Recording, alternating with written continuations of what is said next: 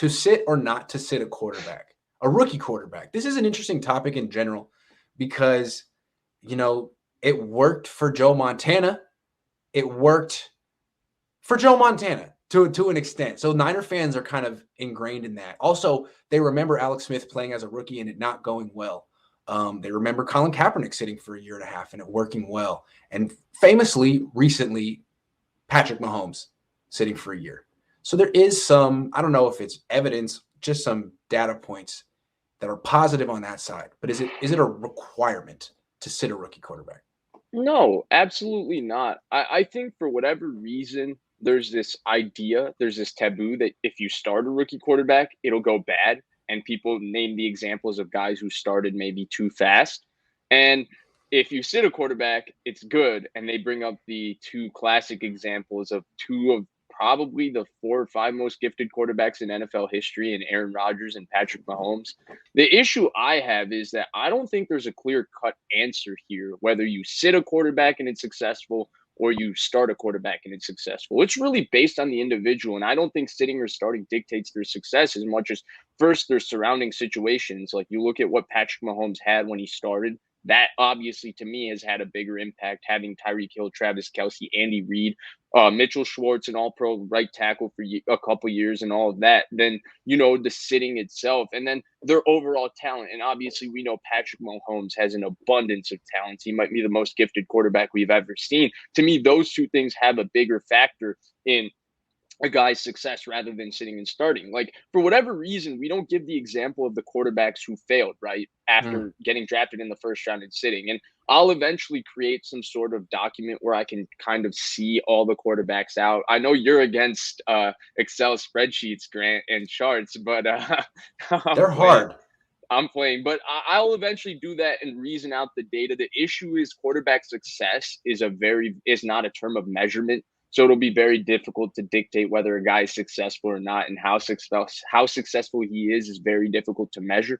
But the point is with Trey Lance, right? You can say that sitting him means success, but sitting a quarterback for the majority of their first year didn't mean success for J.P. Lossman, didn't mean success for Rex Grossman, certainly didn't mean success for Brady Quinn, didn't mean success for Paxton Lynch, didn't mean success for Jake Locker. Those are 5 names that I tweeted off the top of my head, and I just named off the top of my head of guys that sat for the majority of their first year, were drafted in the first round, and you saw that they didn't have success. And then when you talk about starting day one, people always bring up the names of the guys who struggled, but what about Andrew Luck? He started from day one. He was fairly successful.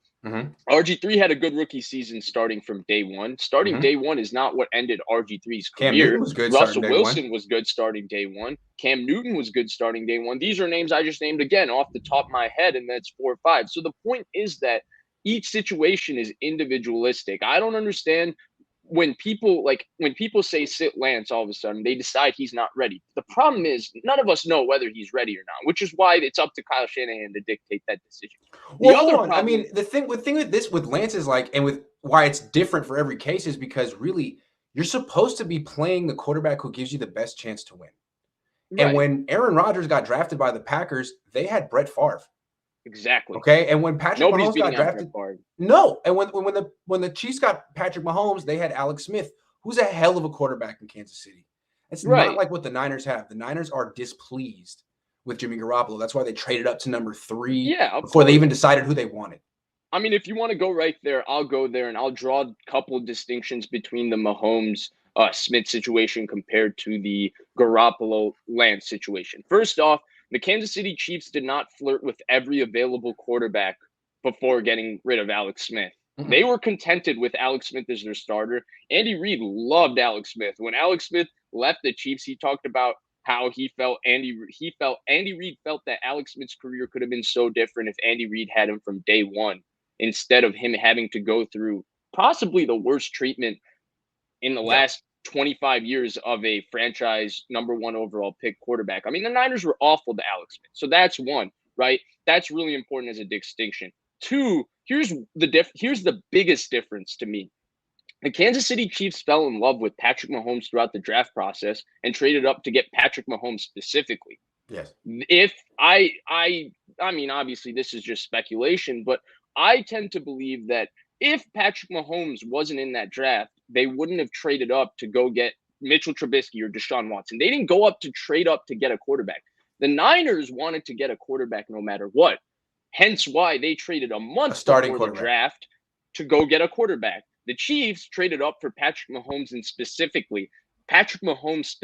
Though that's a very important distinction, because if you're trading up to get a quarterback in general, which is what the Niners did, it tells you a little more about how you felt about your incumbent starter compared to if you're trading up for a specific player the way the Chiefs did, because they just thought they had something special they couldn't pass up with Patrick Mahomes. It wasn't also, that he was transitioning from an air raid offense to a West Coast offense type of system. I think they felt that he didn't necessarily give them their best chance to win his rookie year. Maybe they were wrong, but if they felt that Patrick Mahomes had given him their best chance to win over a very good veteran Alex Smith, I think they would have pulled the trigger earlier. The idea here that the Niners would determine that Trey Lance gives them a better chance to win, but sit him anyway, I think is nonsensical. Yes, if they really feel Jimmy gives them a better chance to win, fine. But this whole thing of like sitting him for the sake of sitting him, even if he technically gives you a better chance to win, no, I'm not behind that. I'm 100% with you, which is why I keep going back to the fact of, and I don't think Kyle Shanahan is. When Trey Lance was drafted, Kyle Shanahan said it's going to be difficult for a rookie to beat out Jimmy. But he also said he's not opposed to starting a rookie if the rookie proves himself ready. And what he defined as readiness, I feel like I say this in every show. He said everybody will know it and see it. Well, we don't know if everybody's knowing and seeing it. If he's the best quarterback on the team, that's ready. If he's the best quarterback on the team, he is going to start because they traded up. There's nothing guaranteed where because they have Jimmy Garoppolo and because, see, those are the reasons that really tick me off. People say either Trey Lance should sit because Patrick Mahomes sat. Is if because Patrick Mahomes sat, that's why you sit a quarterback. I mean, Russell Wilson started, so is that why you start a quarterback? No. Well, as if like if he plays this year, he'll only be like an 8 out of 10 in 10 years. But if he sits a year, he'll become Patrick Mahomes. Right. If every quarterback sits a year, they will like he's a bottle of wine. They will have the open him up too early. He just won't be. He'll be ruined forever. Hey, if you sit 1 year, you will become you will have arguably the greatest 4-year stretch to start a career of anybody, because that's what Patrick Mahomes arguably has had, right? Yeah. And then the other situation, right, is that, just because they have Jimmy, who's making $26 million, who started for them, there's no reason to rush Trey Lance and start. Yeah, there's a reason to rush him and start, because you traded up 3 first-round picks to go get a guy at pick 3 for a reason.